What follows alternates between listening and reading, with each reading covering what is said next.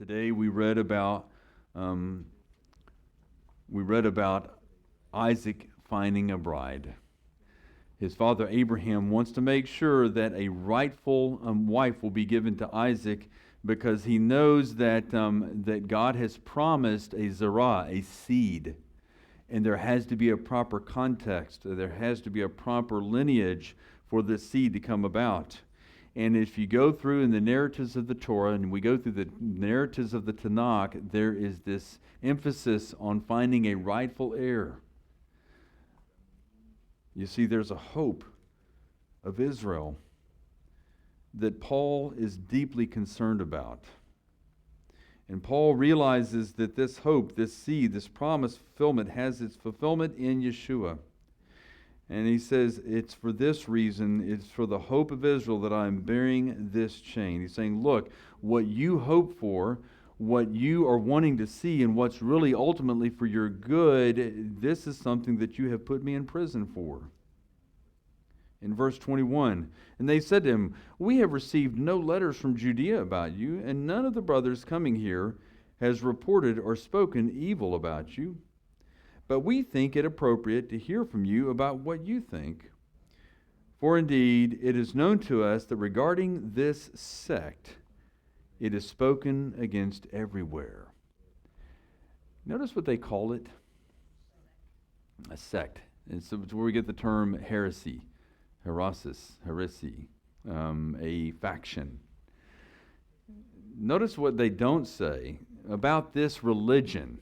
It is spoken against everywhere. They didn't say that.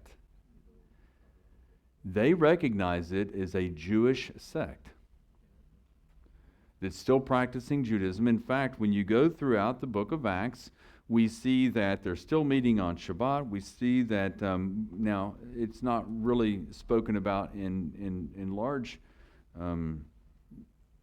Testament here, but from an all practical standpoint, the Jewish people are still, the ones that are following Yeshua, that are believers in Yeshua, believe that Yeshua is the fulfillment of the promise to the fathers, as we say in the first prayer, the Amidah prayer.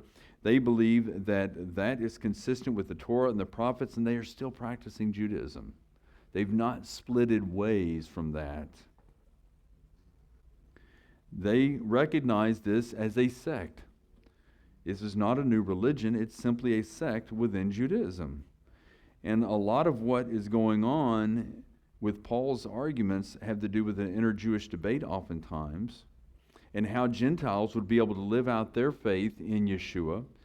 And of course, what does it place upon Gentiles and what does it not place upon Gentiles? And sometimes within our Messianic Jewish quest, we tend to put barriers and things upon the Gentile Christian community that may not necessarily be there, and we don't read about it anywhere in the book of Acts.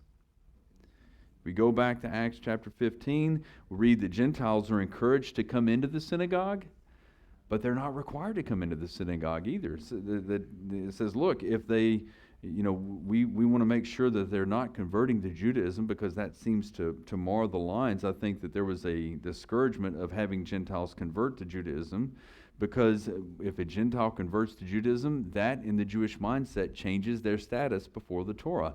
You now have a legal obligation to keep the entirety of the Torah, and if you are in a town where there's a Jewish court of law, guess what? You could be put under the death penalty if you don't execute the Torah out in its proper context and in certain commandments that are violated by death or that are punishable by death. This could seem to mar the lines, and this could seem to possibly take people off the focus of what it's really about, and that is faith in Yeshua. And the apostles are very clear that it's faith in Yeshua, and it's not necessarily through the keeping of the Torah that a person has right status with God. But that does not diminish the Jews' calling to be faithful to the Torah and to live out their life. And the Torah gives us commandments that are specific to the nation of Israel, and then there are commandments in the Torah that have a broad application to all of humanity. And the apostles seem to pick up on that.